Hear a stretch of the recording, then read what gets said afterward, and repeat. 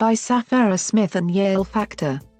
Kiryat Shmona, Israel. This town, which lies just more than a mile from the border with Lebanon, is known for its clean air, snow-capped mountain views, and bucolic way of life.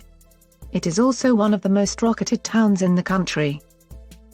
Perched on the lower slopes of the Naphtali Mountains before tumbling out into the birdwatching haven of the Hula Valley, Kiryat Shmona sits in an area noted for its tranquil beauty as well as its violent past, and the juxtaposition is inescapable here.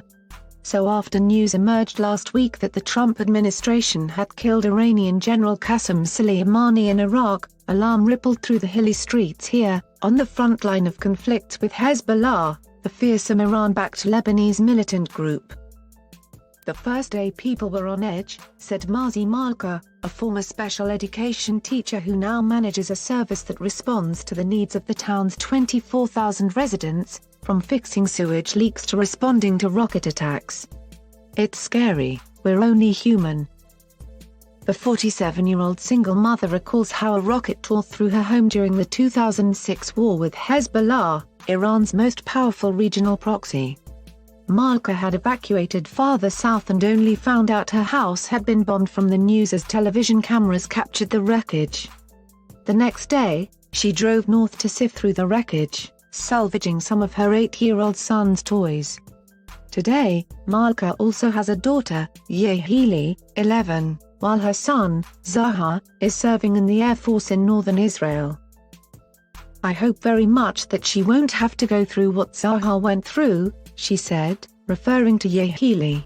This is a legitimate fear. Kiryat Shmona is about as far north as an Israeli can go without straying into enemy territory, and is much closer to Beirut and Damascus than it is to Jerusalem. Militarized borders and years of tension and conflict with Iran-backed fighters in Lebanon and Syria mean the town's residents have learned to live on alert. But as the days tick by after Soleimani's death, and the border between Lebanon and Israel remains quiet, Malka and others here said they are carrying on life as normal. This is not the first time, nor do they think the last, that world events has provoked anxiety for residents. When NBC News visited Kiryat Shmona this week, a cacophony of birdsong rather than the throbbing hum of military activity filled the air. We know the threat exists, it's in the air, it did not go away, said Malka, whose cherry-red lips matched her manicured nails. But as human beings you cannot be hysterical all the time. Hysterical no, but wary and prepared yes. Rockets have battered Kiryat Shmona for decades.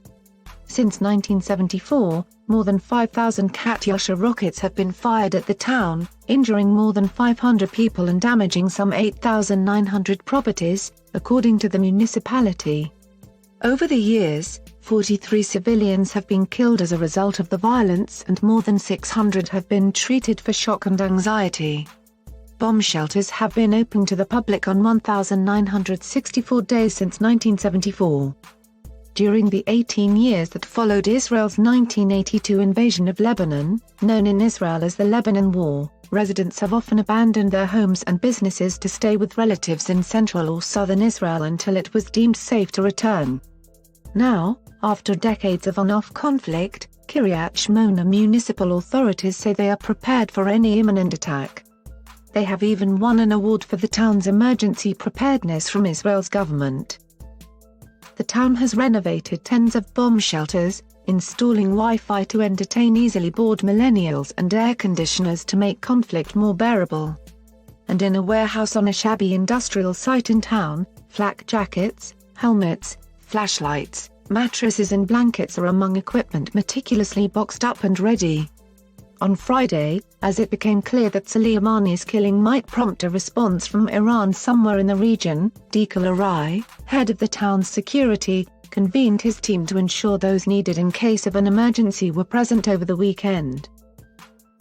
No one here wants to start a war, but if a war is imposed on us, we know how to deal with it, he said, as he led a tour around Kiryat Shmona's version of a situation room.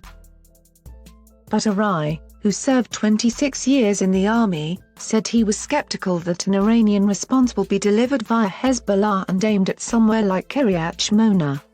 He was among the residents of this town who said they drew confidence from the strength of Israel's military as a deterrence, as well as an understanding that Hezbollah was in no position to provoke the ire of Israel, an assessment backed up by Iran watchers and former defense officials.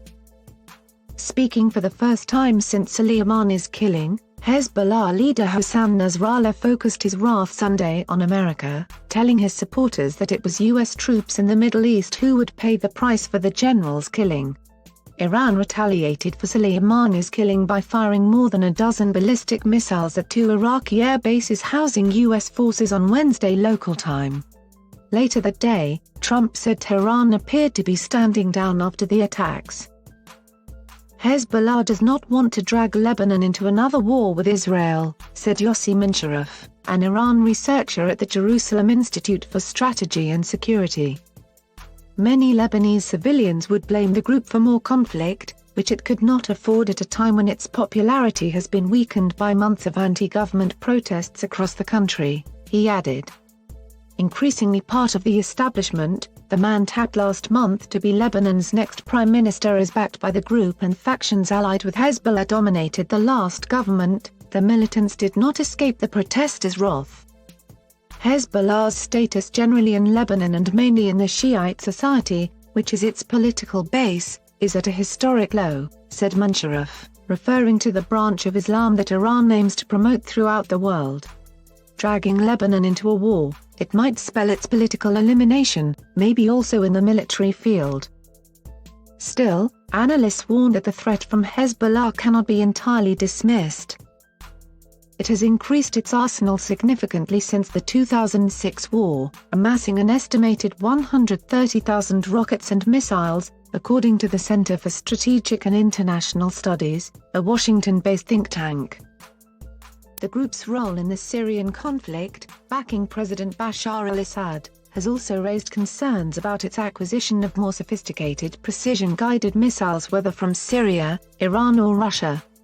The leader of Iran's Revolutionary Guard also threatened Tuesday to set ablaze places supported by the United States, sparking cries of death to Israel from the crowd of supporters gathered during Soleimani's funeral procession in his hometown of Kernan, according to the Associated Press. And miscalculations can happen. Nearly everyone here in this town has a story to tell about how their building was hit or a friend or a relative badly hurt. And they sometimes employ dark humor when they recall the past.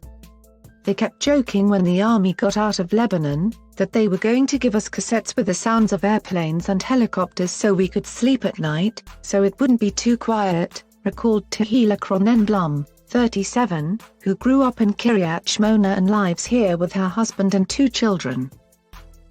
As a child, she said, she was never afraid of the rockets, it was something she just grew up with, but having her own children had stirred her maternal instincts.